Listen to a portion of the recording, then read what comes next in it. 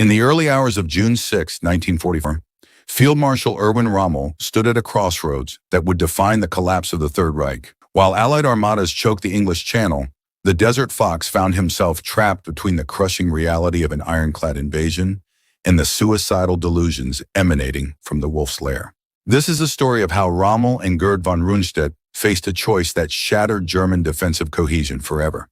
The storm that lashed the French coastline in early June 1944 offered a deceptive sense of security to the German High Command, yet beneath that turbulent gray sky, the gears of the largest amphibious operation in human history turned with relentless precision. Erwin Rommel, the celebrated Desert Fox, surveyed the Atlantic Wall with a skepticism that bordered on despair, because he understood a fundamental truth that his superiors in Berlin ignored. Concrete and barbed wire were nothing without mobile, aggressive reserves. He walked the sands of Normandy and the Pas-de-Calais, poking his mahogany baton into the sand, demanding more mines, more Rommel's asparagus to impale gliders, and more steel hedgehogs to tear the bellies out of landing craft. He knew the Allies would come not when the weather was perfect, but when the defense was most vulnerable.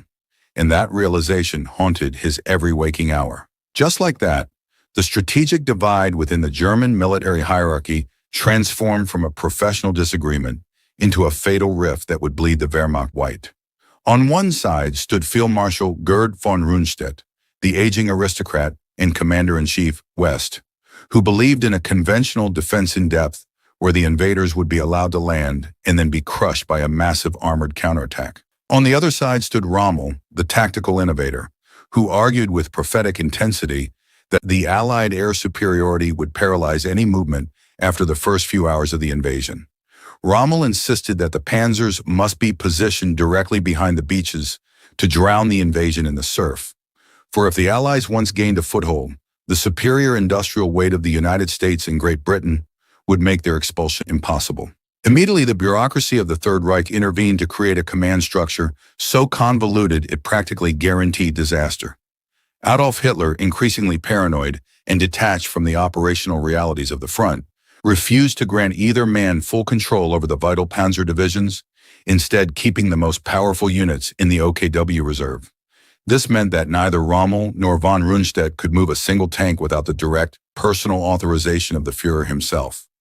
As the barometer dropped and the winds howled across the Channel, Rommel took a fateful gamble, deciding to travel back to Germany to celebrate his wife's birthday and to plead his case for more autonomy directly to Hitler. Suddenly, the silence of the night of June 5th was shattered by the drone of thousands of aircraft engines as 3 airborne divisions descended into the dark heart of Normandy. While Rommel was hundreds of miles away from the front, the first boots hit the ground near Sainte-Mère-Église and the bridges over the Orne River. The German command structure, paralyzed by the absence of its most energetic leader, hesitated in the face of the mounting chaos. Reports filtered into the 7th Army headquarters of paratroopers in the trees and gliders crashing into the marshes. Yet the officers on the ground waited for orders that did not come. But the true crisis began at dawn when the horizon of the English Channel literally disappeared behind the silhouettes of over 5,000 ships.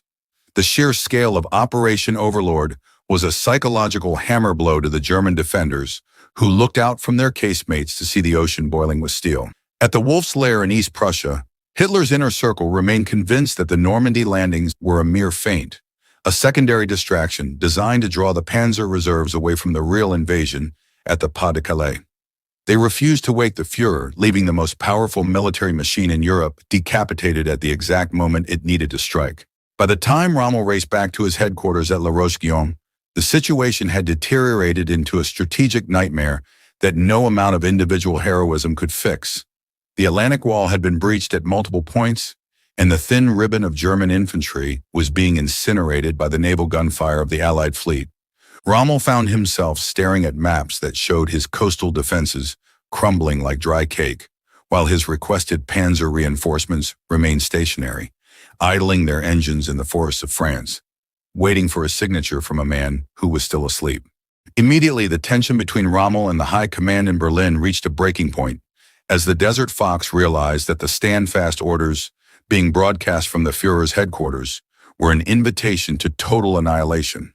Hitler's doctrine of holding every inch of ground ignored the tactical reality that a static defense was a death sentence against an enemy with total air and sea control. Rommel saw his veteran divisions being pinned against the coast and systematically destroyed by a relentless rain of high-explosive shells that turned the Norman bocage into a lunar landscape of craters and fire.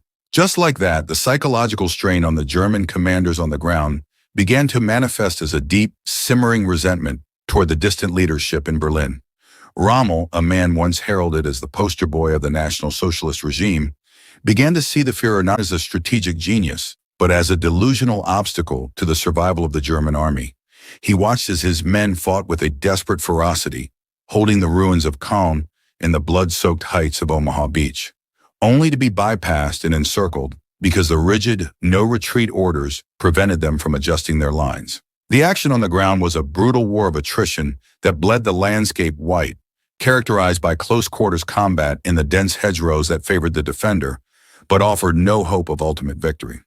German grenadiers utilized the MG-42 with lethal efficiency, pinning Allied infantry in the mud. But every time they halted in advance, a swarm of Typhoon fighter bombers would descend to blast their positions into oblivion. Rommel toured the front in his open-top staff car, narrowly escaping death multiple times as he witnessed the physical manifestation of his worst fears, a paralyzed army being picked apart by an industrial titan. Suddenly, the tactical reality forced Rommel into a state of open, albeit quiet, defiance against the strategic directives coming from the Wolf's Lair. When Berlin ordered a counterattack toward the coast at Bayeux, using units that were already decimated and lacked fuel, Rommel chose to prioritize the stabilization of the front over the execution of a suicidal charge. He began to authorize tactical withdrawals under the guise of straightening the line, a semantic game designed to save his men from the inevitable Kessel or cauldron of encirclement that Hitler's orders would have created. But the rift was not merely operational, it was deeply personal and ideological, exposing the fatal flaw in the German command structure where loyalty was valued over competence. Gerd von Rundstedt, usually the epitome of Prussian discipline, famously told the OKW chief Wilhelm Keitel to make peace, you fools, when asked how to respond to the deteriorating situation.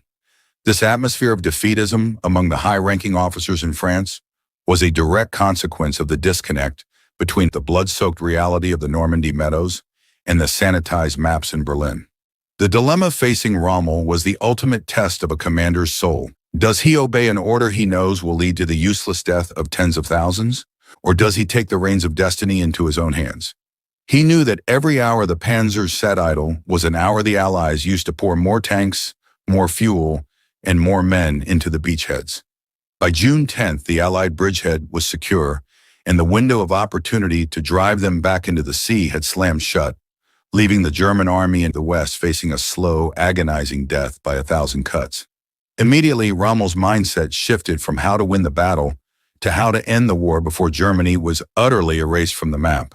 He began to communicate more frequently with other disillusioned officers, including those involved in the July 20th plot. Though his primary focus remained the immediate survival of his troops in Normandy, he saw the Stand-Fast order not just as a military error, but as a moral crime against the soldiers who looked to him for leadership amidst the smoke and thunder of the invasion. The psychological aspect of this defiance cannot be overstated. Rommel was a man who had built his career on the cult of the leader. Yet here he was, actively subverting that leader's will to prevent a massacre. He moved through the command post with a grim determination, his face lined with the exhaustion of a man who hadn't slept in a week, constantly recalculating the odds and finding them wanting. The ego that had once thrived on the adulation of the German public was now replaced by a cold, hard despair as he watched the 1,000-year Reich crumble in the orchards of France. By the middle of June 1944, the lush, green orchards of Normandy had been transformed into a claustrophobic slaughterhouse, where the German army's tactical brilliance was being systematically choked by the rigid, unyielding commands emanating from the High Command in Berlin. While Field Marshal Erwin Rommel attempted to orchestrate a fluid defense that prioritized the survival of his veteran Panzer divisions, he found himself shackled by Adolf Hitler's Directive No. 51, which forbade any withdrawal and demanded that every soldier fight and die exactly where they stood. This was no longer a war of maneuver, but a gruesome exercise in strategic vanity, as the stand-fast order turned the naturally defensive terrain of the French bocage into a series of static death traps.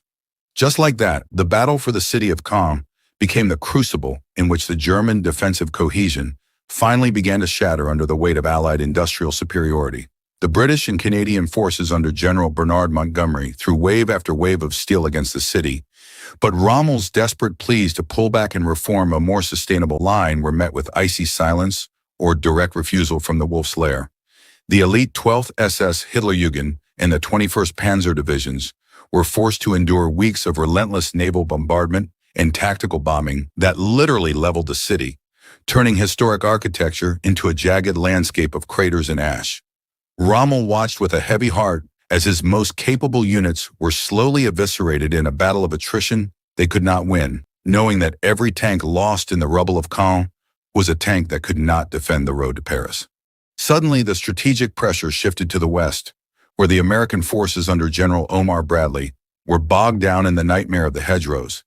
Yet even here, the German command's refusal to adapt led to a catastrophic failure of leadership. The German 7th Army, commanded by Friedrich Dollmann, was bleeding out in the marshes of the Cotentin Peninsula, unable to retreat to the safety of the fortress at Cherbourg because Berlin insisted on a line of defense that had already been bypassed. When the vital port of Cherbourg finally fell on June 27th, Hitler was reportedly in a state of apoplectic rage, demanding court-martials for the commanders who had surrendered after their ammunition had been entirely exhausted. This atmosphere of suspicion and the constant threat of execution for defeatism created a climate of fear that paralyzed the lower-level officers, making them more afraid of their own high command than of the Allied bayonets. Immediately, the tension between the frontline reality and the ideological delusions of the Nazi leadership reached a fever pitch during a series of heated conferences at the Chateau of La Roche-Guyon.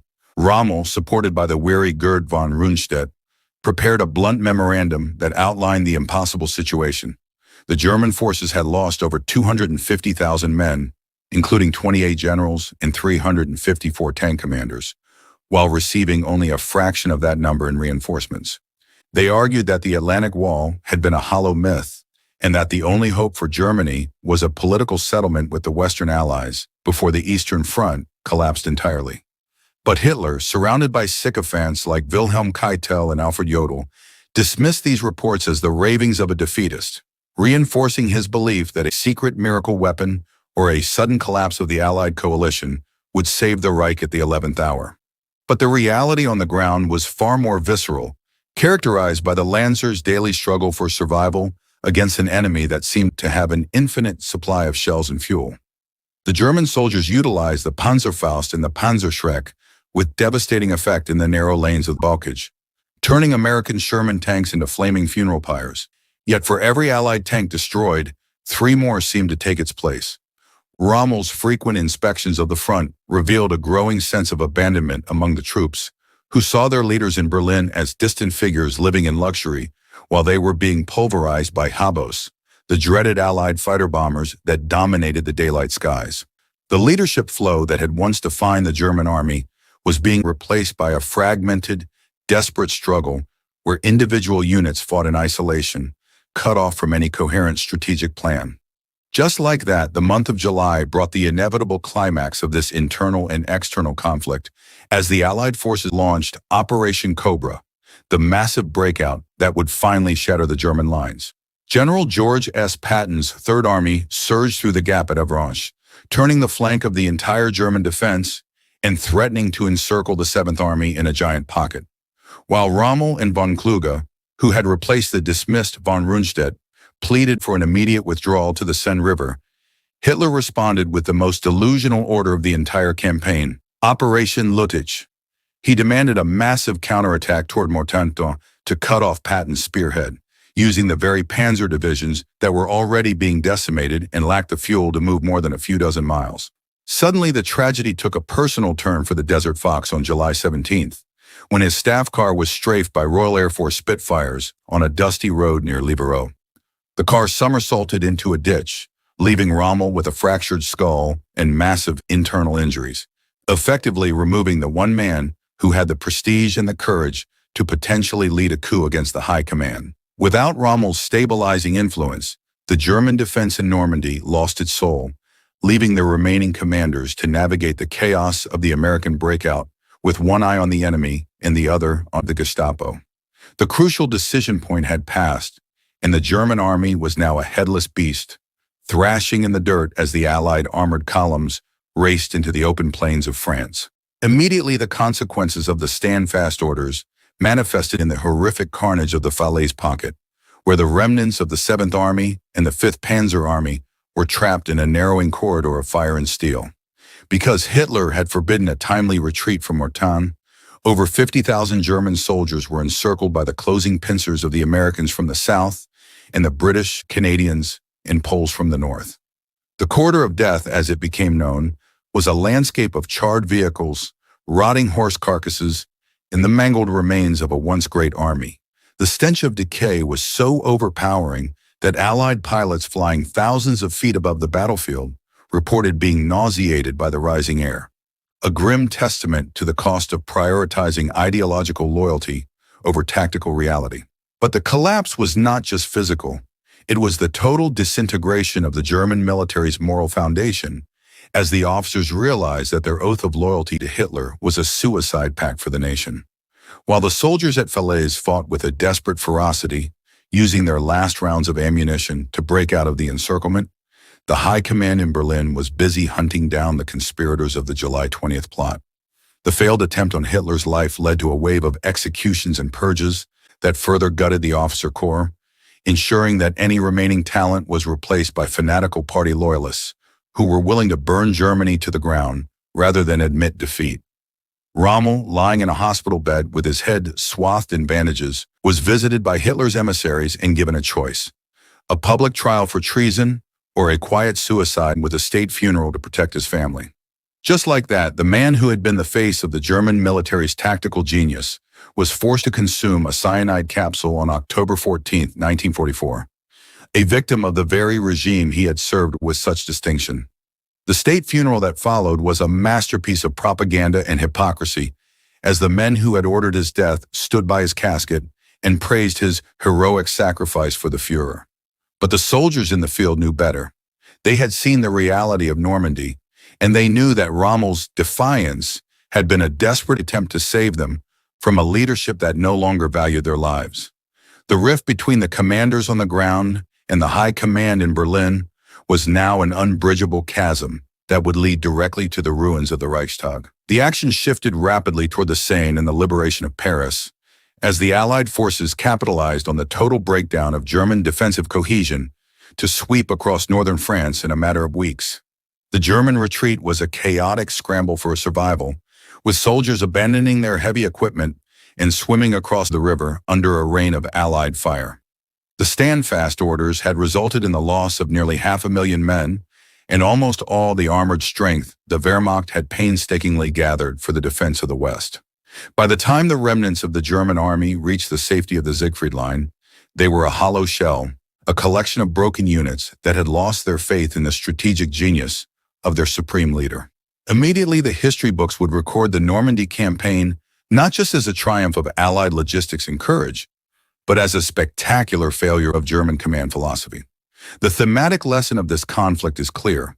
When a military hierarchy values ideological purity over operational feedback, it invites inevitable disaster. Rommel's tactical reality was grounded in the blood and mud of the front, while Hitler's ideology was grounded in the fever dreams of a man who refused to believe that his will alone could not bend the world to his desires.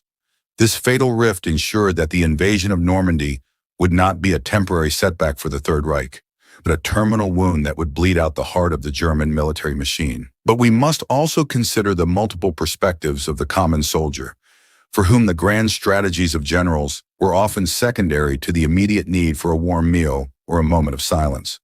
The German Lancer in the trenches of Normandy felt the abandonment by their high command as a physical weight, a sense of ego despair that comes from knowing you are being sacrificed for a lie.